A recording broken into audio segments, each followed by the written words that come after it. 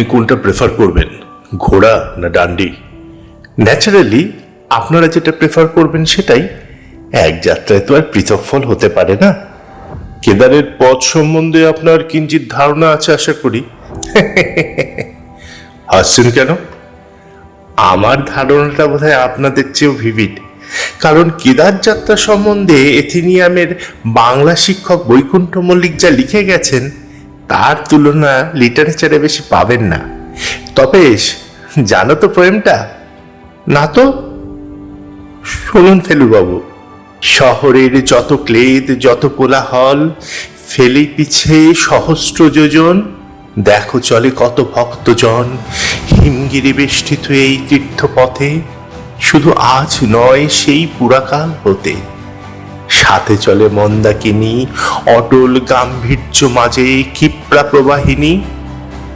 তবে শুনো এবে অভিজ্ঞের বাণী, দেব দর্শন হয় যেন বহু কষ্ট মানি। গিরিগাত্রে শীর্ণ পথে যাত্রী অগণন, প্রাণ যায় যদি হয় পদস্খলন।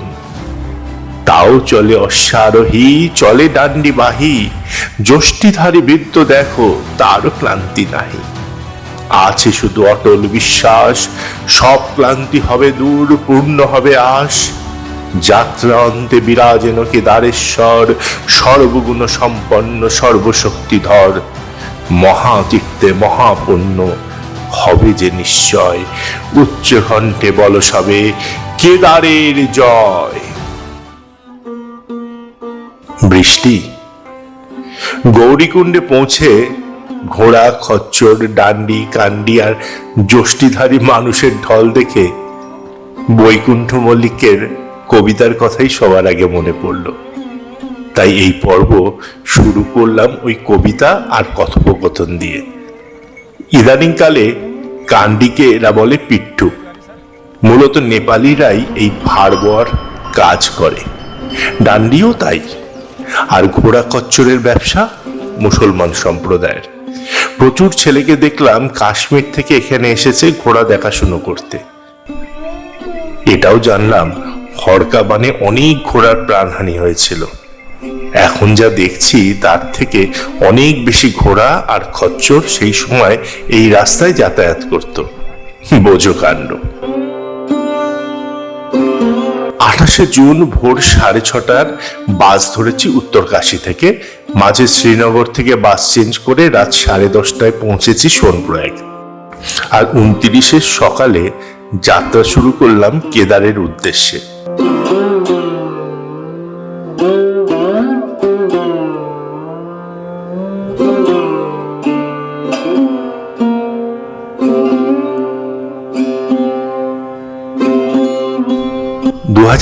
সালে হরকাবান আসার আগে যে রাস্তা ছিল তার আজ বিশেষ কিছুই অবশিষ্ট নেই।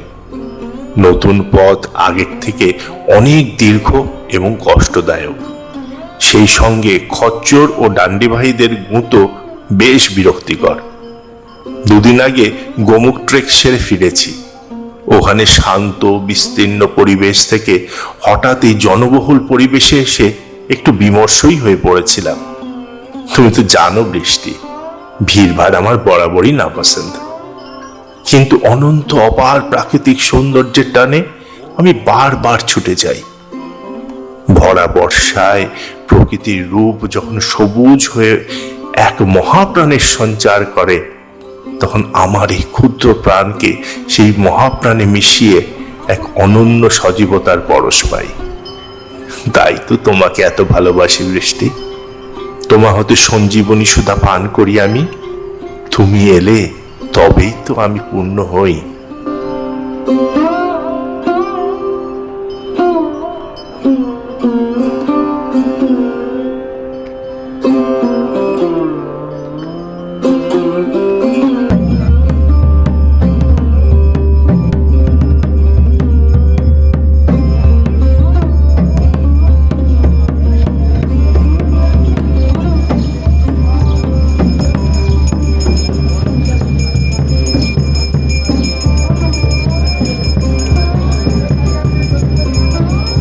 গৌরীকুণ্ড ও মন্দির দর্শন করে যাত্রা শুরু কেদারের পথে। গতকাল উত্তর কাশী থেকে বাসে আসার পথে আলাপ হয় দুই বাঙালি সাধুর সাথে। তারাও আমার সাথে এই যাত্রায় সঙ্গী হলেন। একজন ত্রিপুরার তান্ত্রিক সাধু শঙ্করানন্দজি, আর অন্যজন পুরুলিয়ার রাজীব ব্রহ্মচারীজি। দুজনেই অল্প বয়সী ও রসিক। আলাপ করে জেনেছিলাম শঙ্করানন্দজি পূর্বাশ্রমে রবীন্দ্রভারতী ইউনিভার্সিটিতে আমার বন্ধু বিশ্বজিৎ ভট্টাচার্যের ছাত্র ছিলেন। পাখোয়াজ বাজাতেন। তালের সেন্স থাকলেও সুরের সেন্সটি বেশ কম। পথ চলতে চলতে মাঝে মাঝে ভাবের করে বেসুরে গেয়ে উঠছিলেন নানা গান। শঙ্করানন্দজিকে বলি, রাগ করো না ভাই, তুমি আমার পুত্র সম, তাই বলি সুর না থাকলেও চলবে, ভাব থাকলেই হলো। এটাই বা কজনের থাকে, তুমি গেও। পুরুলিয়াবাসী রাজীব ব্রহ্মচারী বেশ চনমনে আর সদাহাস্য, আমাদের মধ্যে সব থেকে ফিট। তিনি একসময় রামদেব বাবার সহচার্য হয়ে গ্রামে গ্রামে যোগ শিক্ষা বিতরণ করতেন। ধর্মাচরণের থেকে খেলাধুলায় বেশি মন, সেটা একদিক থেকে ভালো। স্বামী বিবেকানন্দের বাণী মেনে চলেন। শঙ্করানন্দজি এই বিষয়ে একবার বলতে গেলে আমি বললাম, উনি যা করেন স্বতঃস্ফূর্তভাবে করেন, আধ্যাত্মিকতার ঢং বা প্রিটেন্ড তো করেন না। সেটাই সব থেকে ভালো। শঙ্করানন্দজি এরপর আর কিছু বলেননি এ বিষয়ে। আমার মনে হয় কথাটি মেনে নিয়েছিলেন।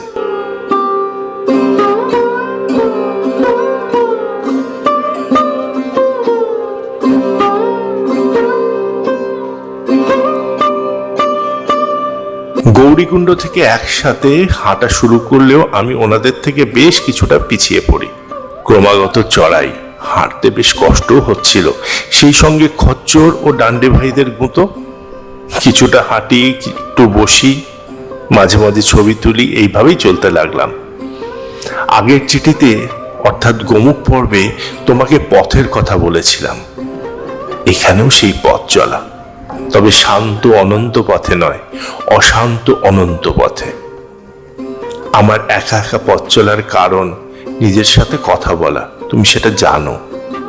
এই পথে প্রথম দিকে সেটা কিছুতেই হচ্ছিল না। তখন হঠাৎ মনে পড়ে গেল লামেটা ঘাটের পরমহংস আশ্রমের সেই সাধুর কথা। গত ফেব্রুয়ারি মাসে নর্মদা জয়ন্তী উপলক্ষে গিয়েছিলাম জবলপুর ভেড়াঘাট।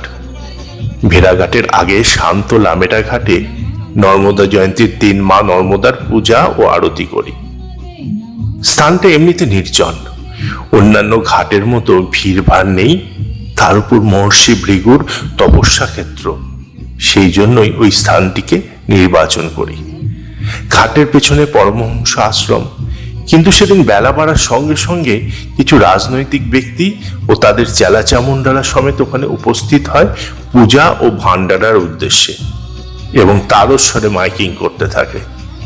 এতে আমার সাধনা বিঘ্নিত হয়। এই কথা যখন আমি পরমহংস আশ্রমের সাধুকে বলি, তিনি হাসতে হাসতে বলেন, নিভৃতে তো অনেকেই ধ্যান করতে পারে, কিন্তু হাজারো শব্দের মধ্যে ধ্যান করাই প্র্যাকটিস করা উচিত। ডিপ কনসেন্ট্রেশন থাকলে সেটা অনায়াসে সম্ভব। লামেটা ঘাটের পরমহংস আশ্রমের সেই সাধুর কথা মনে হতেই ভিতর থেকে হতাশা ভাবটা কাটিয়ে অন্তরে মনোনিবেশ করলাম।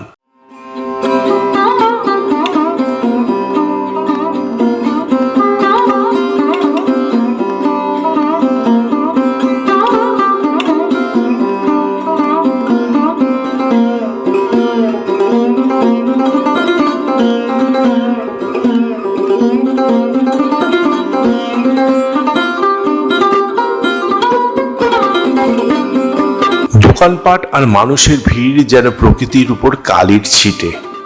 কিন্তু যখন অগুনতি মানুষের সমস্বরে জয় কেদার শুনি, তখন তা শুনে শরীরে শিহরণ জাগে, মনে বল পাই। মাঝে মাঝে উল্টো দিকের পাহাড়ে দেখা যায় ঝর্ণা, আর ঝুঁকে যখন খাদের দিকে দেখি, তখন দেখি মা মন্দাকিনী ভীম বেগে ধাবিত। এইভাবে চলতে চলতে জঙ্গল চটি ছাড়িয়ে রামবাড়া মন্দাকিনী ব্রিজের কাছে পৌঁছলাম। এতক্ষণ মন্দাকিনীকে ডান দিকে রেখে এগোচ্ছিলাম, এবার ব্রিজ পেরিয়ে মন্দাকিনীকে বাম দিকে রেখে এগোতে হবে। আর রাস্তা এবার শুধুই চড়াই, শুধু চড়াই নয়, খাড়া চড়াই। সেই সঙ্গে শুরু হলো বৃষ্টি। বর্ষাতি পড়ে চলতে লাগলাম ছবি তুলতে তুলতে।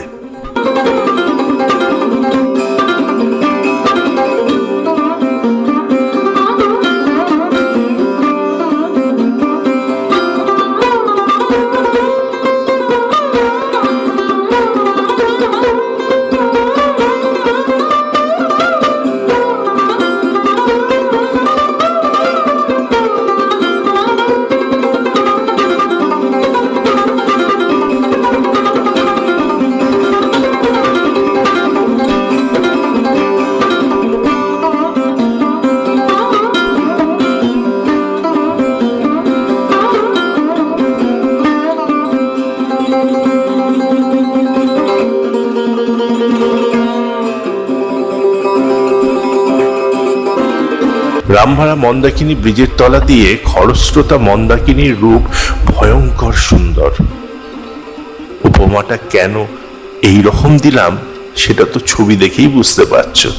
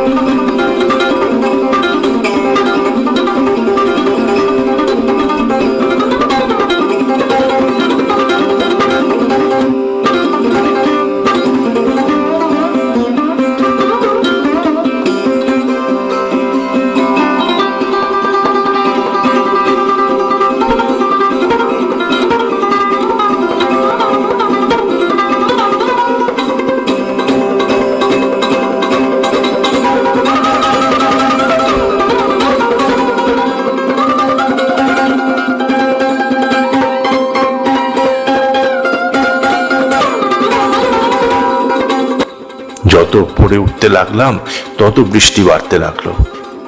পথের ধারে গ্লেসিয়ার ভেঙে জলের ধারা পথের উপর আছড়ে পড়ছে। কিছু জায়গায় এখনো বরফ আছে জমে, আর সেখানে উৎসুক জনতা উঠে বরফের সাথে ছবি তুলতে ব্যস্ত। যে আকাশ কিছুক্ষণ আগে নীল ছিল এখন গাঢ় ধূসর। মেঘ ভারী হয়ে নেমে এসেছে পাহাড় বেয়ে। দুর্যুটির দুহাতে তার মন্দিরা বাজিয়ে চলেছেন। সুখে দুঃখে, ফুলে কাঁটায়, আলোয় ছায়ায়, জোয়ার ভাটায়, ভালোই মন্দয়, আশা ও শঙ্কার মাঝে নিত্য বেজে চলেছে তার ডমরু। তিনি কি শুধু কোনো মন্দিরে আবদ্ধ? না, কখনোই না। ভক্তবৎসল আশুতোষ সর্বব্যাপ্ত, তার বিরাট স্বরূপ, অথচ তিনি দয়ার সাগর। তাকে তো কোনো নির্দিষ্ট মন্দিরে দর্শন করতে যাচ্ছি না আমি। প্রতি পদে, প্রতি দিকে, প্রতি মুহূর্তে তাকে অনুভব করছি আমি। ওগো আমার শিব সুন্দর হিয়া এসে নিজে, গড় আমার জপমালা তোমার নাম বীজে। অশ্রুসুতে গাঁথো আমার প্রেমের জপদাম, ঘুরুক আঙুল গুনে গুনে রেবা শিব রাম। মনের সাথে এই রসনা রসুক নাম রসে, মন্ত্র তোমার হৃদযন্ত্রে চলুক প্রেম বসে। নাচুক আমার পাগল হিয়া, নাচুক আমার মন, নাচুক আমার ভাবল হরি আনন্দ বগন। জিহ্বা আমার উঠুক নেচে নামের রসে ভোর, নাচুক আমার করাঙ্গুলে জপমালার ডোর। নাচুক আমার চোখের তারা, ঊর্ধ্বে নাচুক হাত, নাচুক আমার চরণ দুটির প্রতি পদপাত। ঠোঁটে আমার নাচুক হাসি, নিতে তোমার নাম, আনন্দেরই অশ্রু চোখে ঝরুক অবিরাম।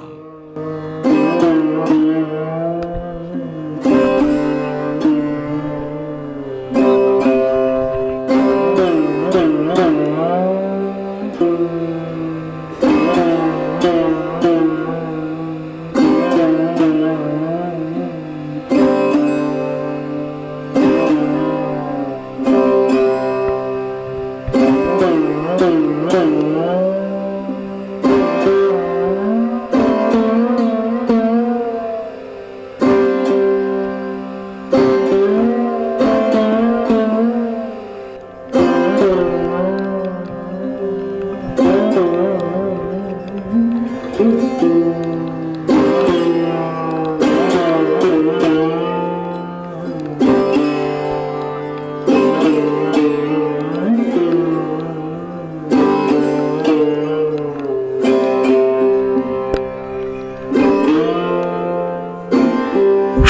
7:30 নাগাদ পৌঁছলাম কেদারনাথের থেকে 1 কিলোমিটার আগে গাড়োয়াল নিগম বিকাশ মন্ডলের তাঁবুতে। সূর্য তার কিছুক্ষণ আগে অস্ত গেছেন। মন্দিরের পিছনের গিরিচূড়া ধূসর বর্ণ ধারণ করেছেন। সহসা তমসা এলো ঘনিয়ে। আজ এই অবধি থাক, পরের দিন কেদারনাথের কথা বলবো। ভালো থেকো, সঙ্গে থেকো এই মুসাফিরের।